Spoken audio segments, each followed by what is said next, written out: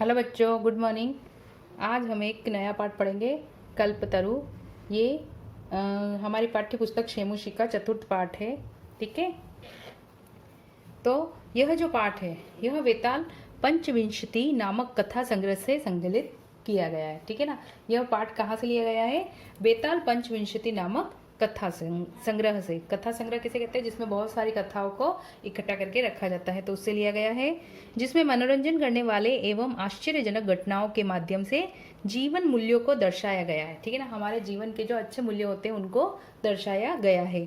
इस कथा में जी मूतवाहन अपने पूर्वजों के समय से ग्राहोद्यान में आरोपित कल्प वृक्ष से संसारिक द्रव्यों को न मांग कर संसार के प्राणियों के दुख को दूर करने का वरदान मांगता है, क्योंकि धन तो पानी की लहर के समान चंचल होता है।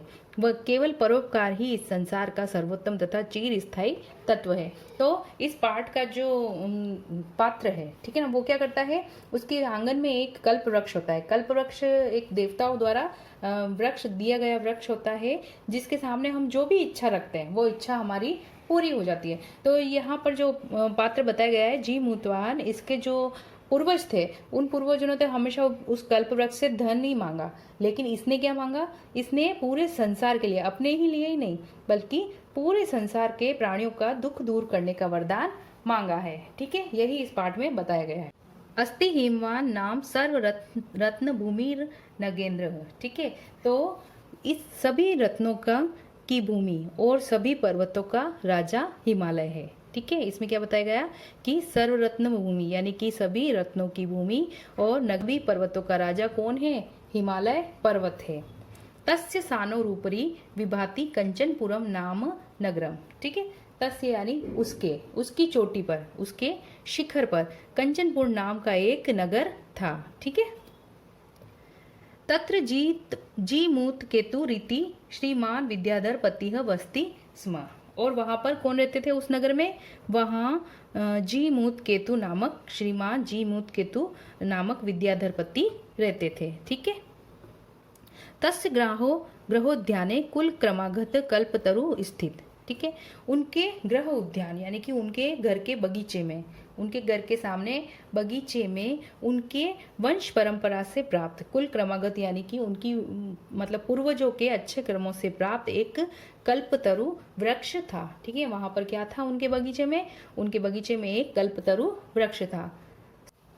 स राजा जीमूत केतुः तम कल्पतरुम आराध्य तत्प्रसादात् च बोधिसत्वांश संभवम जीमूतवाहनम नाम पुत्रम प्राप्नोत।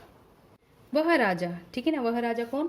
जी मूत केतु। वह क्या करता था? कल्पतरु की पूजा आराधना करता था। ठीक है ना, पूजा आराधना करके और तत्व प्रसाद यानी कि उसकी कृपा से, कल्पतरु की कृपा से बोधिसत्वांश संभव यानी कि बोधित्व के अंश के रूप में एक पुत्र को प्राप्त किया। ठीक है ना, जीत मूतवाहन नाम के पुत्र को प्राप्त किया। ठीक है, तो कल्पतरु की कृपा से राजा को एक पुत्र प्राप्ति हुई।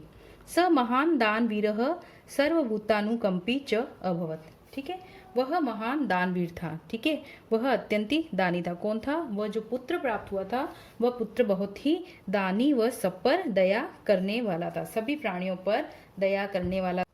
तस्य गुणैः प्रसन्नः स्वसचिवैश्च प्रेरितः राजा कालेन संप्राप्त यौवनं तम यो राज्ये वीक्षितवान्। ठीक है, तो फिर क्या हुआ कि उसके गुणों से प्रसन्न होकर, किसके गुणों से? जीमूत वाहन के गुणों से प्रसन्न होकर तथा मंत्रियों से प्रेरित होकर, ठीक है, स्व सचिवेश यानी मंत्रियों से प्रेरित होकर राजा ने, राजा कौन? जीमूत वाहन के पिता ने क्या किया? संप्राप्त यौवनम यानी कि यौवन को प्राप्त। ठीक है, युवा जो जीमूत वाहन था उसको राज्य का युवराज घोषित कर दिया। ठीक है ना, युवराज के रूप में उसका अभिषेक कर दिया। यौव राज्य स्थित स जीमूतवाहन कदाचित हितेशी भी प्रीतमंत्री भी उक्त। ठीक है, युवराज बनने के बाद, जब जीमूतवाहन युवराज बन गया था तो उसके बाद उसके जो मंत्रीगण थे, ठीक है, उसके पिता के जो हितैषित मंत्रीगण थे उन्होंने कहा, ठीक है, किससे कहा? जीमूतवाहन से कहा, युवराज योयम सर्व कामद कल्पतरु तवोद्याने तिष्ठति। ठीक है, क्या कहा? युवराज यह जो, ठीक है, यह जो सारी इच्छाओं, सर्व कामद यानी सारी इच्छाओं को पूर्ण करने वाला कल्पतरु वृक्ष जो है यह आपके उद्यान में स्थित है। ठीक है ना, यह जो आपके बगीचे में कल्पतरु वृक्ष लग रहा है जो सारी इच्छाओं की पूर्ति करता है। स तव सदा पूज्य, ठीक है, फिर क्या है? उसकी आप सदा पूजा करना, क्योंकि वह पूजनीय है। तो क्या कहा मंत्रियों ने कि हे युवराज, ये जो आपके बगीचे में जो कल्पतरु वृक्ष लग रहा है इसकी आप सदा पूजा करना, ये बहुत ही पूजनीय है। अस्मिन् अनुकूले स्थिते शक्रो अपि नास्मान् बाधितुम शक्नुयात इति। इसके उपस्थित होते हुए, ठीक है, इसके उपस्थित होने से यानी कि इसके सहायक होने से शक्रोपि, शक्रोपि कौन? राजा इंद्र भी, ठीक है, इंद्र भी कोई बाधा नहीं पहुंचा सकता। ठीक है ना, इंद्र भी हमें कोई बाधा नहीं पहुंचा सकता। तो क्या कह रहे हैं कि ये कल्प वृक्ष जो है इसकी आप सदा पूजा करते रहना, क्योंकि इसके अपने बगीचे में होने से इंद्र भी हम पर कोई बाधा उत्पन्न नहीं कर सकते, हमें कोई बाधा नहीं पहुंचा सकते। आकर्ण्य तत् जी मूतवाहन अंतर चिंतियत। ठीक है ना, यह सुनकर, ऐसा सुनकर जो युवराज था जी मूतवाहन, वह सोचता है, वह मन ही मन सोचता है। ठीक है, अहोबत, ठीक है, अरे आश्चर्य है। क्या सोचता है? अरे आश्चर्य है।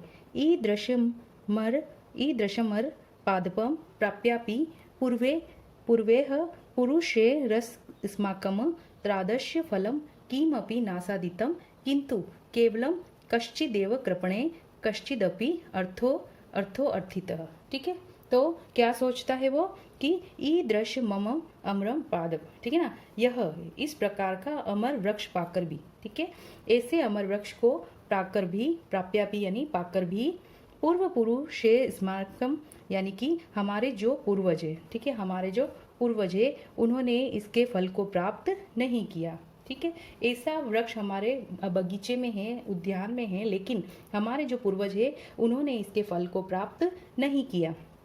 किंतु केवलम कश्चिदेव कृपणे कश्चिदपि अर्थो अर्थी, लेकिन, ठीक है, परंतु कुछ, कश्चिदेव यानी कुछ कृपण लोगों ने, कुछ कंजूस लोगों ने, ठीक है ना, कुछ कंजूस लोगों ने ही इससे अपने स्वार्थ हेतु धन मांगा। ठीक है, अपने लिए थोड़ा सा धन मांगा। तो क्या सोच रहा है वो कि हमारे बगीचे में ऐसा अमर वृक्ष उपस्थित है, अमर वृक्ष है, ठीक है, हमें ऐसा वृक्ष प्राप्त है, फिर भी हमारे जो पूर्वज है इन्होंने इससे कोई फल प्राप्त नहीं किया, और कुछ कंजूस जो लोग थे उन्होंने थोड़ा सा धन ही प्राप्त किया। फिर क्या सोचता है? तदहमस्मात् मनोरथम विष्टम साधयामि इति। ठीक है, तो अब मैं इससे, इस कल्प वृक्ष से अभिष्ट मनोरथ सिद्ध करूंगा। ठीक है, सिद्ध करूंगा। एवं आलोच्य स पितुरंती कमागच्छत। ठीक है, ऐसा सोचकर वह अपने पिता के पास आया। ठीक है, ऐसा सोचकर वह उसने क्या किया? अपने पिता के पास आया। ठीक है, आगत्य च सुखमासीन पितर में कांते न्यवेद्यत। ठीक, पिता के पास आया, वह सुख से आसीन, ठीक है ना, अपने पिता से एकांत में, सुख से बैठे हुए अपने पिता से एकांत में निवेदन किया। तात त्वम तु जानासि। ठीक है, क्या कह रहा है? तात त्वम तु जानासि एव यदस्मिन् संसार सागरे अशरीरमिदं सर्वधनम विच्चिवच्चय चंचलम। तो क्या कहता है? तात त्वम तु जानासि, ठीक है ना, पिताश्री आप तो जानते हैं, यदस्मिन् संसार सागरे अशरीरमिदं सर्वधनम विच्चियच्च चंचलम। ठीक है, तो इस संसार में, कि इस संसार में, संसार के सागर में, इस संसार के सागर में यह शरीर, हमारा शरीर और हमारा सारा धन, ठीक है, सागर के लहरों के समान चंचल है। ठीक है, तो क्या कह रहा है कि इस संसार में हमारा शरीर और सारा धन जो है वह लहरों के समान चंचल है, यानी नश्वर है। यह कभी भी जिस प्रकार लहरें उठती है, गिरती है, ठीक है ना, कम होती है, ज़्यादा होती है, तो उसी तरह से धन भी कम होता है, ज़्यादा होता है, और हमारा शरीर भी नश्वर है। एक दिन ये पानी के बुलबुले के समान नष्ट हो जाएगा। एकः परोपकार एवास्मिन् संसारे नश्वरः यो युगांत पर्यंत यश प्रसूते। ठीक है ना। और क्या कहता है, एक परोपकार एवास्मिन। ठीक है, इस संसार में, संसारे नश्वर यानी कि इस नश्वर संसार में एक परोपकार ही ऐसा चीज है, ऐसी वस्तु है जो कि युग पर्यंत यश प्रसूत है, जो कि हमें युग युग तक यश दिलाते हैं। ठीक है ना, हमारे यश को युगांत तक फैलाते हैं। क्योंकि देखिए, आप कोई इंसान है तो उसका शरीर इतने वर्षों तक अमर नहीं रह सकता है, वो जीवित नहीं रह सकता है, उसका धन भी खत्म होता है, लेकिन उसके द्वारा किए गए जो काम होते हैं ना, उन कामों के माध्यम से लोग उनको युगों युगों तक जानते हैं। ठीक है। तस्माभिरी दृश्य यानी यदि ऐसा है। ठीक है, फिर आगे क्या कहते हैं, यदि ऐसा है तो कल्पतरु तरुह किमर्थ रक्षते, तो हम इस कल्पतरु की रक्षा क्यों कर रहे हैं। अपने पिताजी को क्या कहते हैं कि अगर ऐसा है, क्योंकि उनको मंत्रीगण ने कहा था कि ये हमारे लिए पूजनीय है, इनकी पूजा कीजिए, तो फिर वो अपने पिताजी को जाके पूछते कि भाई अगर हमने आज दिन तक कोई ऐसा काम नहीं किया जिससे हमारा यश इस दुनिया में रहे, तो हम इस कल्पतरु की पूजा क्यों कर रहे हैं। यश्च पूर्वेरम मम मम इति आग्रहेण रक्षितः ते इदानी कुत्र गता। फिर क्या कहते हैं, यश्च पूर्वेरम मम मम इति आग्रहेण रक्षितः ते इदानीं कुत्र गताः तेषां कस्यासम अश्य वा केते। ठीक है, और फिर इसी क्रम में आगे क्या कहते हैं अपने पिताजी से कि हमारे जो पूर्वज, ठीक है, हमारे वे पूर्वज जिन हमारे पूर्वजों ने मेरा है कहते हुए इसकी रक्षा की थी। किसकी रक्षा की थी, कल्पतरु की। तो ये हमारा कल्पतरु वृक्ष है, ऐसा कहकर इसकी रक्षा की। ते इदानी कुत्र गता, वे सब अब कहाँ गए।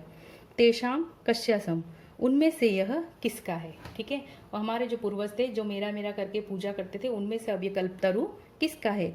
अस्य वा केते, या उनमें से इस कल्पतरु का कौन है। ठीक है, तस्मात् परोपकारे फल सिद्धये त्वदाज्ञा इम कल्पपादपम आराधयामि। ठीक है, फिर क्या कहते हैं आगे कि तस्मात् परोपकारे फल सिद्धये, यानी कि त्वद आज्ञा यानी कि अगर आपकी आज्ञा हो तो। ठीक है, आपकी आज्ञा हो तो इस परोपकार का फल देने वाले इस कल्पतरु की मैं आराधना करना चाहता हूँ। ठीक है, इसकी आराधना करना चाहता हूँ। तो युवराज अपने पिताजी से क्या कहते हैं कि पिताजी अगर आपकी आज्ञा हो तो मैं इस परोपकार का, इस फलदायी वृक्ष का, ठीक है ना, ये जो फलदायी वृक्ष है, इस फलदायी वृक्ष से परोपकार का फल सिद्ध करने के लिए इसकी आराधना करना चाहता हूँ, इसकी पूजा करना चाहता हूँ। ठीक है, और इसे अपनी इच्छा बताना चाहता हूँ। तो बच्चों, यहाँ तक का पाठ हमने पढ़ा, इससे आगे का पाठ हम अगली कक्षा में पढ़ेंगे। ठीक है।